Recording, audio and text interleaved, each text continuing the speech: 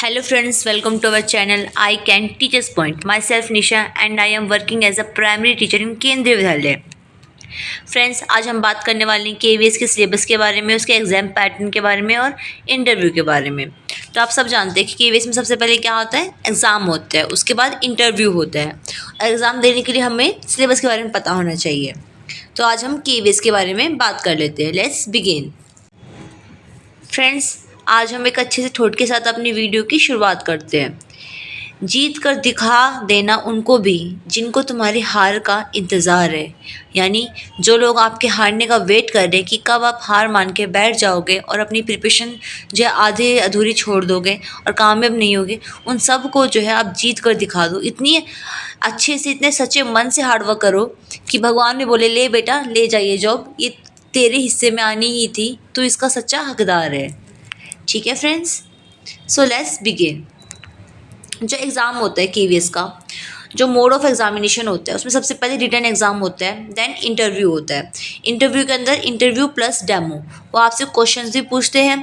Question subject से related भी हो सकते हैं और जो नॉर्मली पैडागोजी सीडीपी से रिलेटेड हो सकते हैं. जो भी आजकल पॉलिसी आ रही है, टीचिंग में पॉलिसी आ रही है, देश दुनिया में कुछ भी चल रहा है, उसके बारे में वो आपसे क्वेश्चन पूछ सकते हैं. साथ में वो आपका डेमो लेते हैं. ठीक है, डेमो से आपसे पढ़वा के देखते हैं. ठीक है, कोई टॉपिक दे देंगे, बोलेंगे आप ये पढ़ाइए, या फिर आप कोई टॉपिक प्रिपेयर करके आए हो तो वो ये बोल सकते हैं कि आप अगर कोई टॉपिक प्रिपेयर करके आए हो इंग्लिश, हिंदी, मैथ, ईवीएस से, तो वो बोल सकते हैं कि आप अपनी मर्जी से भी कोई डेमो दे दीजिए, या फिर वो आपको खुद बाय ऑन सेल्फ भी आपको कोई टॉपिक दे सकते हैं डेमो के लिए. ठीक है, और जो है जो रिटन एग्ज़ाम होता है, ये जो है ऑनलाइन मोड भी हो सकता है और ऑफलाइन मोड भी हो सकता है. ठीक है, ये जब आपकी वैकेंसी आएगी उस पर डिपेंड करता है. अभी जो लास्ट टाइम एग्ज़ाम हुआ था वो ऑनलाइन मोड हुआ था, मैंने ऑनलाइन एग्ज़ाम दिया था और मेरा वो एग्ज़ाम जो है क्लियर हो गया था. तो जो फ्रेंड्स, जो रिटन एग्ज़ाम की वेटेज होती है वो 70%, यानी आपके जितने भी मार्क्स आएंगे उसका 70% जो है जुड़ता है आपके ओवरऑल आपकी जो कट ऑफ होती है.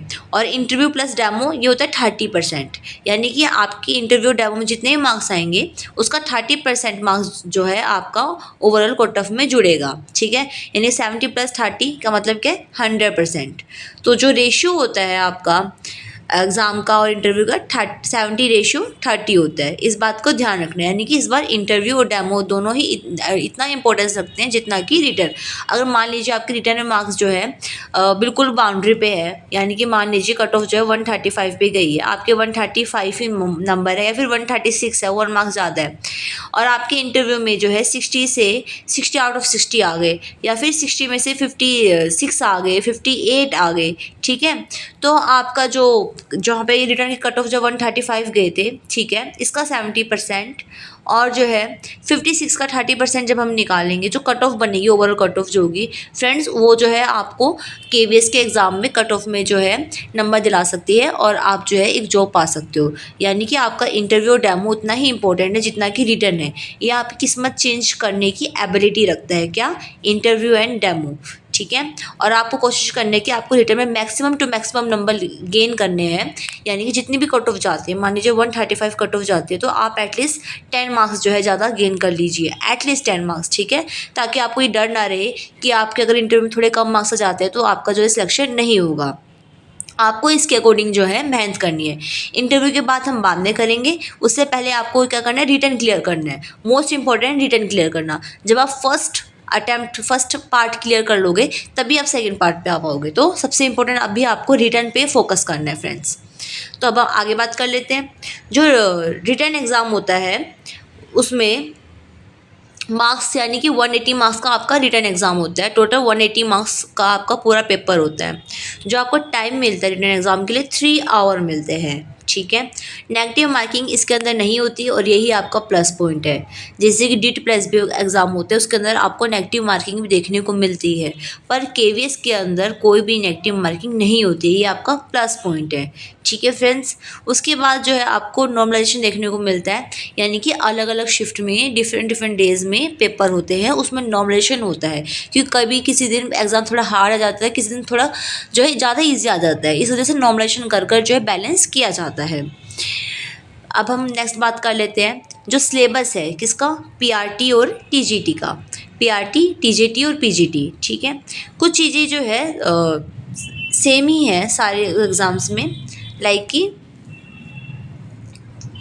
जो पीआरटी है, पीआरटी हो, टीजीटी हो, पीजीटी हो, इन सब का जो पार्ट 1 है, पार्ट 1 में फ्रेंड्स 20 मार्क्स का पार्ट 1 होता है सिलेबस में।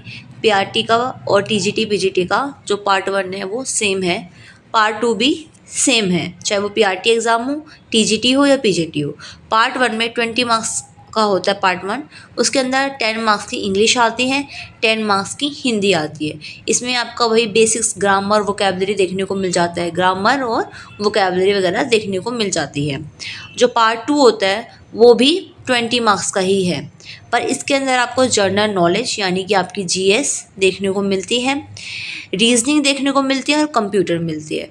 जो जनरल नॉलेज का वेटेज होता है फ्रेंड वो 5 मार्क्स का होता है और कंप्यूटर का वेटेज भी 5 मार्क्स का होता है, और जो रीजनिंग होती है वो 10 मार्क्स की होती है। टोटल कितनी हो गई? 5 + 5 10 + 10 20 मार्क्स का होता है। फ्रेंड्स, जो केवीएस में कंप्यूटर है वो बहुत इंपॉर्टेंट है। मैं इसलिए नहीं बोल रही कि एग्ज़ाम के लिए इम्पॉर्टेंट है, बल्कि केवीएस में ज्वाइनिंग के बाद आपको कंप्यूटर की बहुत नीड पड़ती है। आपको बहुत सारा वर्क जो है कंप्यूटर पे करना होता है, जैसे कि क्वेश्चन पेपर बनाना होता है, एंट्रीज करनी होती है, यूराइज का वर्क करना होता है, यूबीआई का वर्क करना होता है, बहुत सारी जो है परफॉर्मा पूरा करना होता है, मतलब मल्टीपल वर्क है। S2S पोर्टल है, दीक्षा पोर्टल है, और बच्चों के जो है मार्क्स वगैरह चढ़ाने हैं, बहुत कुछ सारा काम है जो आपको कंप्यूटर पे करना होता है। पीपीटी बनानी होती है, ठीक है, क्वेश्चन पेपर रेडी करना होता है, टेस्ट बनाना होता है, लेट एग्ज़ाम पेपर करना है, मार्क्स देने हैं, अटेंडेंस भी, बल्कि एक पोर्टल है S2S, उस पर अटेंडेंस भी आपको मार्क करनी है बच्चों की, यानी कि इतना सारा वर्क जो है आपको कंप्यूटर पे करना है, ठीक है। पर ये बात की बात है फ्रेंड्स, ठीक है, मेन आपको इतना पढ़ना है कि आपके 5 नंबर आ जाए। आप बाद में क्या होगा क्या नहीं होगा उस चीज़ को छोड़ दीजिए, क्योंकि बहुत सारे लोग हैं जिनको कंप्यूटर नहीं आता है, पर आने वाले टाइम पे जब वो जहाँ जॉइनिंग लेते हैं वहाँ पे धीरे धीरे सीख जाते हैं, सब उनकी हेल्प करते हैं, थोड़ा थोड़ा बताते हैं, तो आप जो है उस चीज़ को सीख जाओगे। पर अगर आपको कंप्यूटर आता है तो ये बेस्ट थिंग है, ठीक है। पर नहीं भी आता है तो भी घबराने की ज़रूरत नहीं है, ठीक है। मैं सिर्फ बता रही हूँ कि कंप्यूटर का बहुत काम होता है। अगर आपके पास टाइम है तो 1 आवर आप कंप्यूटर सीख सकते हो जाकर किसी भी शॉप से, जहाँ पे भी आपको सिखाते हैं, और 5 मार्क्स का आपके एग्ज़ाम में देखने को मिलता है, ठीक है। तो और जीएस आती है 5 मार्क्स की और रीजनिंग आती है 10 मार्क्स की आती है। टोटल 20 मार्क्स का आता है। पार्ट 1 एंड पार्ट 2 दोनों पीआरटी, टीजीटी, पीजीटी के लिए सेम ही है। अब हम नेक्स्ट बात कर लेते हैं। सो फ्रेंड, अब हम बात कर लें पार्ट 3 की। पार्ट 3 यानी कि पैडागोजी। जो पैडागोजी है फ्रेंड्स, जो पीआरटी में पैडागोजी आएगी 60 मार्क्स की, ठीक है, और जो टीजीटी पीजीटी में वो आती है 40 मार्क्स की पैडागोजी आती है।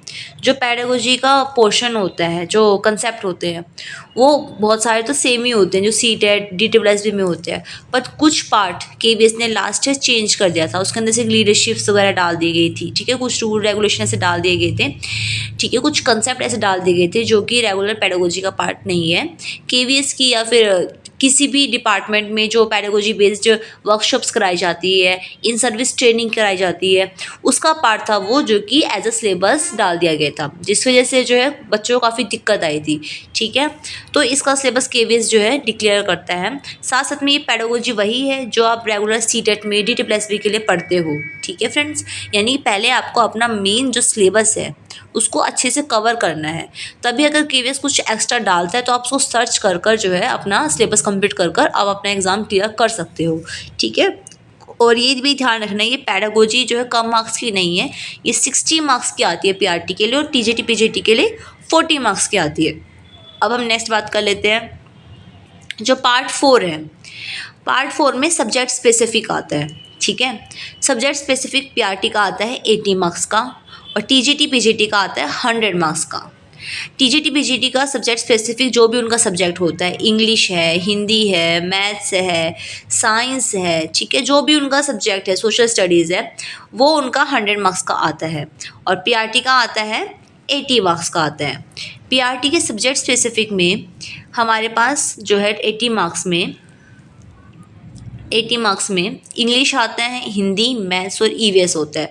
और ये सब जो है 20-20 मार्क्स के होते हैं। 20 मार्क्स की इंग्लिश, 20 मार्क्स की हिंदी, 20 मार्क्स की मैथ और 20 मार्क्स का ईवीएस। जो इंग्लिश और हिंदी होता है 20 मार्क्स का, यानी कि आप लगा लो जो फर्स्ट पार्ट था उसके अंदर भी 10 मार्क्स की इंग्लिश थी और 10 मार्क्स की हिंदी थी, यानी टोटल इंग्लिश हो गई 30 मार्क्स की और टोटल हिंदी हो गई 30 मार्क्स की। इसका मतलब ये है कि इंग्लिश और हिंदी अकेले ही आपको 60 मार्क्स का मिल रहा है। और इसमें आपको क्या करना है, पैराग्राफ्स पढ़ने हैं, ठीक है।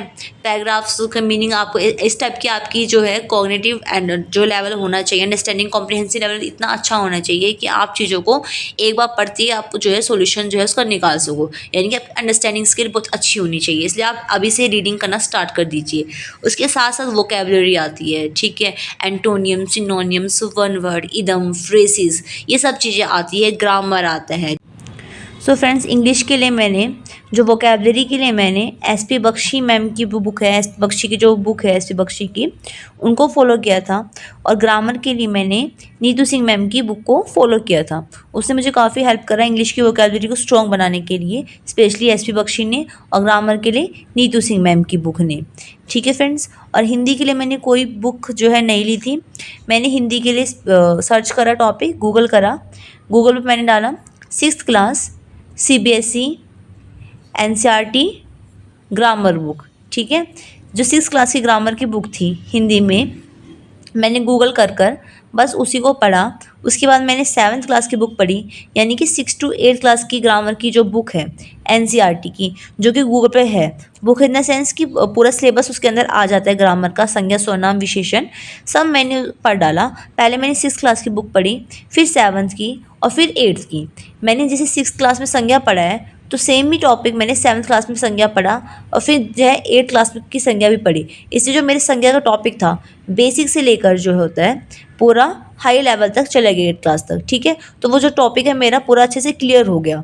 ये पढ़ा मैंने हिंदी का। और हिंदी के मैंने जो विलोम शब्द पढ़े थे, विलोम शब्द, पर्यायवाची शब्द, वाक्यांश के लिए एक शब्द, मुहावरे, लोक अंत्या, ये सब मैंने जो प्रीवियस ईयर एग्जाम्स में आ रखी थी हिंदी, ठीक है, जो मैंने गूगल करी, देखा कि प्रीवियस एग्जाम में क्या क्या चीज़ें आ रखी हैं, उन्हीं को मैंने पढ़ा, रिवाइज करा। हिंदी के लिए मैंने कोई भी बुक परचेज नहीं करी थी फ्रेंड्स, मैं अपना बता रही हूँ। वैसे लोग ले लेते हैं बुक अपने और प्रिपेयर भी करते हैं।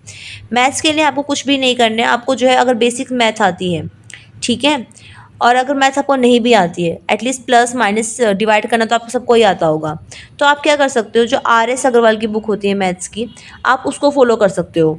वो जो बुक है वो किसी भी टीचिंग एग्ज़ाम के लिए इनफ है, सच बताऊं तो। चाहे वो KV हो, DSSB हो या तो फिर CTET हो, वो सब के लिए RS अग्रवाल की बुक काफ़ी है।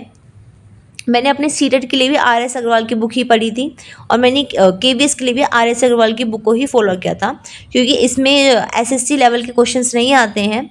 तो हमें एक ऐसी बुक चाहिए क्योंकि हमें जो कि हमारा बेसिक्स को स्ट्रॉन्ग कर सके, क्योंकि हमारा ऑलरेडी काफ़ी सारा सिलेबस होता है, इंग्लिश होता है, हिंदी होता है, EVS होता है, पेडागोजी होती है, CDP होती है, बहुत सारा सिलेबस ऑलरेडी हमारे पास होता है। तो मैथ्स पे हम स्पेसिफिकली इतना ज़्यादा फोकस नहीं कर पाते हैं जितना हमें और भी सब्जेक्ट देखने होते हैं। तो अगर आपको जो है एटलीस्ट जो 17 to 18 मार्क्स चाहिए, ठीक है, तो आप इस बुक्स को फॉलो कर सकते हो, क्योंकि 20 out of 20 तो बहुत रेयर आता है। कई बार क्वेश्चन भी गलत हो जाता है, कई बार क्वेश्चन बहुत ज़्यादा कैलकुलेटिव हो जाता है। तो ऐसा क्वेश्चन करना भी जो है बेवकूफ़ियत होती है, क्योंकि हम ऑलरेडी अपना टाइम उस पर वेस्ट करते हैं, ठीक है। अगर आंसर गलत आ गया तो हमारी ईगो पे आ जाते हैं कि आंसर कैसे गलत हो गया, हमने तो इतनी सारी मैथ की प्रैक्टिस करी है। तो मैंने RS को फॉलो करा और मेरे काफ़ी काम आई। EVS के लिए फ्रेंड्स, आपको EVS के लिए क्या करना है, आपको EVS के लिए 3rd to लेकर 8th क्लास तक की बुक पढ़नी है, यानी 3rd to 5th क्लास तक की बुक पढ़नी है आपको EVS की। और 6th 7th 8th की जो हिस्ट्री, पोल साइंस और ज्योग्राफी की बुक है वो सब पढ़ना है। आपका जो चीज़ें होती है वो इसी में से आएगा, ठीक है, EVS के लिए। और इंग्लिश और हिंदी के लिए आपको एक चीज़ और करनी है, यानी ग्रामर और वोकैबुलरी के साथ साथ आपको जो 1st to 5th क्लास तक की बुक है, इंग्लिश की और हिंदी की बुक है स्पेसिफिकली, वो पढ़नी है। आपको पता होना चाहिए कौन से लेसन के अंदर क्या स्टोरी है, ठीक है, क्या स्टोरी है, क्या पोएम है, उस पोएम और स्टोरी के करैक्टर कौन कौन से हैं, ठीक है, कौन बच्चा है तो बच्चे का नाम क्या है, किसी जो है चूहे की बात हो तो चूहे का नाम क्या है, चांद का बच्चे की बात हो तो चांद कौन है, बच्चा कौन है, उसमें बच्चे क्या कह रहा है, और उस पोएम को और उस स्टोरी को किसने लिखा है, उसके राइटर के बारे में भी आपको पता होना चाहिए। लास्ट टाइम जो पेपर आया था उसके अंदर इंग्लिश और हिंदी के चैप्टर्स आ गए थे, चैप्टर्स का नाम, चैप्टर के राइटर का नाम पूछा गया था, कैरेक्टर की स्टोरी पूछी गई थी, ये सब चीज़ें आ गई थी। तो फ्रेंड्स आप इस चीज़ को भी याद रखिए कि आपको पढ़ना है। फिर हम बात कर लेते हैं नोटिफिकेशन की। तो फ्रेंड्स नोटिफिकेशन कब आएगा, जैसे हालात अभी चल रहे हैं, दिल्ली हाई कोर्ट ने जो है नोटिस भेजा है केवीएस को कि बताइए कि अभी तक आपने पोस्ट क्यों नहीं निकाली है, और जैसे केवीएस में जो है ट्रांसफ़र अब आ गए हैं, एक बार ऑलरेडी ट्रांसफ़र हो गए हैं। मुझे लगता है कि नोटिफिकेशन कभी भी आपको देखने को मिल सकता है एट एनी टाइम, ठीक है, इसका कोई स्पेसिफिक टाइम फिक्स नहीं है। जैसे ही केवीएस ने जो है मिनिस्ट्री को भेज दी है रिपोर्ट वगैरह, अब जैसे ही मिनिस्ट्री में वो चीज़ अप्रूव होकर आती है तो उसी टाइम आपको नोटिफिकेशन देखने को मिल जाएगा, ठीक है फ्रेंड्स। और नोटिफिकेशन आते ही जो है आपका एग्ज़ाम जो है कभी भी हो सकता है, यानी कि केवीएस ज़्यादा टाइम नहीं देता है। केवीएस मुश्किल से 1 मंथ या 1.5 month, maximum to maximum 2 months देता है। लास्ट टाइम दिसंबर में जो है फॉर्म निकले थे और फेब में मेरा एग्ज़ाम हो गया था, फेब वाला मेरा एग्ज़ाम फ्रेंड्स क्लियर हो गया था।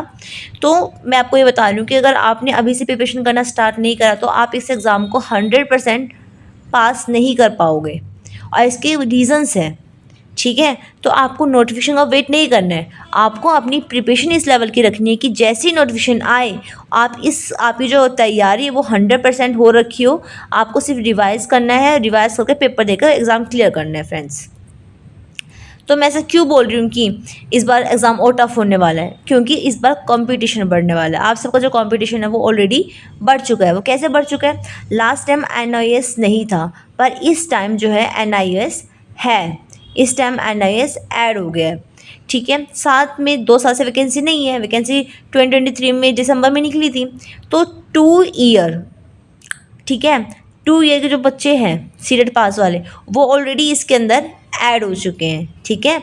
2 साल से जो सीटेट ने वो नहीं हुआ है, केवीएस एग्ज़ाम नहीं आया, वैकेंसी नहीं है, ऑलरेडी 2 बच्चे जो है सीटेट पास करने वाले ऑलरेडी इसके अंदर ऐड हो चुके हैं, ठीक है। 1 और 2 मार्क्स से जो बच्चे रह गए थे, या मान लो 5-6 मार्क्स से भी रह गए थे, 10 मार्क्स से भी रह गए थे, वो बच्चे भी अब इस बार कंपटीशन में आएंगे और दुगनी मेहनत से आएंगे, ठीक है। क्योंकि हो सकता है उनमें से कुछ बहुत सारे बच्चे तो ऐसे होंगे जिनका इंटरव्यू रहा था, रिटर्न वो क्लियर कर चुके थे, इस बार फिर वो रिटर्न देंगे और फिर वो क्लियर करेंगे, ठीक है फ्रेंड्स। तो इस बार कंपटीशन बढ़ गया है, एनआईएस भी ऐड हो गए हैं, 2 ईयर के सीटेट पास कैंडिडेट भी ऐड हो गया। और अगर वैकेंसी जुलाई तक नहीं आती है, ठीक है, जुलाई के बाद आती है, तो फ्रेंड्स और ज़्यादा कंपटीशन आपका जो है वेट कर रहा है। साथ में जो बच्चा का लास्ट टाइम नहीं हुआ, 1-2 मार्क्स जो रह गए, 3-4 मार्क्स से भी रह गए, वो भी इस बार कंपटीशन को बढ़ाने वाले हैं। तो आपके पास नोटिफिकेशन का वेट करने का टाइम नहीं है। अगर आप नोटिफिकेशन का वेट करोगे तो कभी भी अपना एग्ज़ाम क्लियर नहीं कर पाओगे। आपको अपनी प्रिपरेशन पे फोकस करना है कि क्या मैं रेडी हूँ, अगर नोटिफिकेशन आ जाता है तो क्या मैं एग्ज़ाम देने के लिए रेडी हूँ। आप अपने आप को एनालाइज करिए, अपने आप से क्वेश्चन पूछिए, ठीक है फ्रेंड्स, ये मोस्ट इम्पोर्टेंट है। तो कुछ टाइम के लिए आप भूल जाइए कि आपका जो है एग्ज़ाम के अलावा कोई और जो है ड्रीम भी है कि नहीं है। आपको अपने ड्रीम पर फोकस करना है, हर चीज़ छोड़कर, अपने सारे ऐशो आराम छोड़कर, अपनी नींद को भूलकर आपको सिर्फ अपने एग्ज़ाम से पर जो है फोकस करना है। आपका जो कामयाब होना जो होता है आपको इंडिपेंडेंट बनाएगा, आपको जो है समाज में एक अलग प्लेस पर लेके जाएगा, ठीक है। और सोसाइटी इज़्ज़त उसी की करती है जिसके पास जॉब होती है, जो नौकरी करते हैं ना इज़्ज़त उसी की होती है, मेन बात यही है और यही रियलिटी है। अदरवाइज़ कोई भी नहीं पूछता है कि आप क्या कर रहे हो क्या नहीं कर रहे हो। अगर आप मैं बोलते हो ना मैं तो पढ़ रहा हूँ जी, तो हर कोई ये ऊपर से हर कोई हंसता ही है कि हाँ तब से ये पढ़ ही रहा है, और पढ़ाई तो हर कोई कर रहा है, ठीक है। दुनिया सिर्फ रिज़ल्ट देखती है, ये नहीं देखती है कि आप पढ़ रहे हो। पढ़ने के लिए हर कोई दूसरा बंदा पढ़ ही रहा है, ठीक है। इस बात का ध्यान रखना है। आपका सक्सेस होना आपको एक दुनिया लाइफ में के एक अलग स्टेज पर लेके जाएगा, और नॉट सिर्फ यू, आपकी फैमिली को भी, ये आपकी फैमिली का भी जो लेवल है वो बढ़ा देगा, ठीक है। ये ध्यान रखना, आपके ऊपर अगर आपकी फैमिली डिपेंड करती है तो सिर्फ आपका लेवल ऊपर नहीं हो रहा है, आपकी फैमिली का लेवल भी ऊपर हो रहा है। आपके साथ साथ आपके छोटे भाई बहनों को भी मोटिवेशन मिल रहा है, ठीक है। और जो लोग आपकी हार का वेट कर रहे हैं ना, उन सब के मुँह पे एक तमाचा होगा कि हाँ देखो मैंने कुछ कर दिखाया है। ये ध्यान रखना फ्रेंड्स। और मैं ऐसा इसलिए बोल रही हूँ क्योंकि if I can achieve my dreams, अगर मैं अपने ड्रीम्स को फुलफ़िल कर सकती हूँ, then you can also achieve your dreams. अगर मैं कर सकती हूँ तो आप भी कर सकते हो। हम सबके अंदर एक ही एबिलिटी होती है, बात सिर्फ होती है हार्ड वर्क करने की, ठीक है। क्योंकि आपको प्रिपरेशन कैसे करनी है, आपको अपनी प्रिपरेशन आज से ही स्टार्ट करनी है। अगर आपका सीटेट क्लियर हो गया है दिसंबर वाला, आप अपनी प्रिपरेशन स्टार्ट कर दीजिए। अगर आपको ऑलरेडी सीटेट क्लियर है पहले से ही, तो भी आप अपनी प्रिपरेशन बहुत अच्छे से अभी से स्टार्ट कर दीजिए, ठीक है। क्योंकि जैसे ही नोटिफिकेशन आएगा, आपको प्रिपरेशन करने का टाइम नहीं मिलेगा। आप फॉर्म फिल करोगे और क्या पता फॉर्म फिल करते करते ही आ जाए कि आपका एग्ज़ाम है, ठीक है फ्रेंड्स। और जो है जिन बच्चों का सीटेट नहीं हुआ है, तो मे बी ये वैकेंसी जो है जुलाई तक जाए, जुलाई के बाद आए, तो आप अपने सीटेट की प्रिपरेशन के साथ साथ जो है केवीएस की प्रिपरेशन करें। क्योंकि जो आप सीटेट की प्रिपरेशन कर रहे हैं फ्रेंड्स, सीटेट की प्रिपरेशन ध्यान रखिए, उसमें ही आपका 70 to 80% सिलेबस कवर हो जा रहा है पैडागोजी का, सीडीपी का, ओके। आप जो इंग्लिश पढ़ रहे हैं, जो हिंदी पढ़ रहे हैं, वो भी आपकी कवर हो रही है। जो आप मैथ पढ़ रहे हैं, वो भी आपकी कवर हो रहा है। कुछ टॉपिक्स होते हैं जो केवीएस सिलेबस निकालता है, तो कुछ अलग होते हैं, अदरवाइज ऑलमोस्ट वही सिलेबस होता है। अब बस वही चीज़ें आपको बहुत ध्यान से पढ़नी होती है केवीएस के लिए, ठीक है। अगर आप सीटेट की प्रिपरेशन बहुत अच्छे से कर रहे हो, तो आपके साथ साथ जो है केवीएस की प्रिपरेशन अपने आप हो रही है, ये ध्यान रखिए। इसलिए आपको सीटेट पे बहुत अच्छे से ध्यान देना है, एक एक चीज़, एक एक कंसेप्ट बहुत अच्छे से पढ़ना है। क्योंकि ध्यान रखिए कि आपका सीटेट का सिलेबस कंप्लीट नहीं हो रहा है, ये साथ साथ आपकी केवीएस की प्रिपरेशन भी हो रही है, ठीक है फ्रेंड। और इस साल work hard if you want to success. अगर आपको सक्सेस होना है तो हार्ड वर्क तो बेटा करना ही पड़ेगा। बिना हार्ड वर्क करे, बिना रातों की नींद गवाए जो है जॉब नहीं मिलती है। वो कुछ % लकी लोग होते हैं जो एग्ज़ाम देने जाते हैं, पेपर देते हैं और उनका एग्ज़ाम क्लियर होता है। वो कहते हैं देखिए मैंने तो कुछ प्रिपरेशन भी नहीं की थी और मेरा एग्ज़ाम क्लियर हो गया। ऐसे बहुत कम लोग ही होते हैं, कुछ लकीस्ट लोग होते हैं। अदरवाइज़ आप सब जानते हो हम सब एक जैसे हैं। आपने IQ का ग्राफ तो पढ़ा ही होगा, अगर नहीं पढ़ा है तो मैंने अपने चैनल पर जो है इंटेलिजेंस से रिलेटेड वीडियो डाली है, उसमें आप पढ़ सकते हो। हमने पढ़ा है कि IQ ग्राफ इस तरीके से होता है। हम जानते हैं कि 0.52% जो लोग होते हैं वो जो सुपर इंटेलिजेंट होते हैं, गिफ्टेड स्टूडेंट होते हैं, और ऐसे ही जो है स्लो लर्नर्स होते हैं। बट मोस्टली पीपल जो क्या होते हैं, एवरेज होते हैं। और हम सब या फिर मोस्टली लोग जो है एवरेज का ही पार्ट है। ये सब लोग जो है हार्ड वर्क करके सक्सेसफुल होते हैं। कुछ लकीस्ट लोग होते हैं जो सुपर इंटेलिजेंट, गॉड गिफ्टेड होते हैं, और कुछ अनलकीस्ट लोग होते हैं जो कि स्लो, बिलो एवरेज होते हैं। अदरवाइज मोस्टली लोग एवरेज ही होते हैं, और हम सब लोग एवरेज हैं। इसलिए आपको किस पे फोकस करना है, अपने ड्रीम्स पर फोकस करना है। आप अपने आप को एक लक्ष्य बना लीजिए कि मुझे अब इस साल जो है जॉब लेनी है तो लेनी ही है। मेरी लाइफ में मेरी जॉब के अलावा कुछ नहीं है। चाहे किसी की शादी आ रही हो, किसी की बर्थडे पार्टी हो रही हो, कोई रिश्तेदार रूठे, मैंने ना माने, आपके फ्रेंड सबसे बात करें ना करें, सब गए भाड़ में। आपको बस अपने जॉब पर ही फोकस करना। जब जॉब पर लग जाओगे ना तो सब आ जाएंगे, ठीक है। अब जब तक जॉब पे नहीं लगोगे ना, तब तक किसी को होने का ना होने का कोई मतलब नहीं है। कोई नहीं पूछता आप क्या हो क्या नहीं हो, सिर्फ ये पूछते क्या कर रहे हो, अभी तक पढ़ ही रहे हो, ठीक है। और मैं आपको वही बोलूँगी, अगर मैं कर सकती हूँ तो आप भी कर सकते हो। हम सब में जब जिन लोगों की जॉब लग जाती है, कुछ कोई स्पेशल क्वालिटी नहीं होती है। हम सब हार्ड वर्क करते हैं, और अगर आप भी हार्ड वर्क करोगे तो आपको सक्सेसफुल होने से कोई नहीं रोक सकता। फ्रेंड्स, मैंने अपने चैनल पे और भी काफ़ी सारी वीडियोस डाली है, CDP से रिलेटेड, पैडागोजी से रिलेटेड, इंटेलिजेंस से रिलेटेड, हेरिडिटी, इन्फ्लुएंस और एनवायरनमेंट से रिलेटेड। वो सब टॉपिक्स आपके केवीएस के लिए, सीटेट के लिए, आपके सीटेट के लिए, केवीएस के लिए, DSSB के लिए इक्वली इंपॉर्टेंट रखते हैं, ठीक है। आपको ये सारी चीज़ें पढ़नी ही है। अगर आपने वो वीडियो नहीं देखी तो आप चाहो तो वो वीडियो जाके देख सकते हो। और आपको जो है मेरा कंटेंट, मेरे चैनल की इन्फॉर्मेशन अच्छी लग रही हो तो then please do like, share and subscribe my channel. मैं आगे भी आपको जो है ऐसी इन्फॉर्मेटिव वीडियो डालती रहूँगी, आपकी हेल्प करती रहूँगी, ठीक है फ्रेंड्स। आई विश आप सभी जल्द से जल्द सक्सेसफुल हो जाइए। Thank you very much.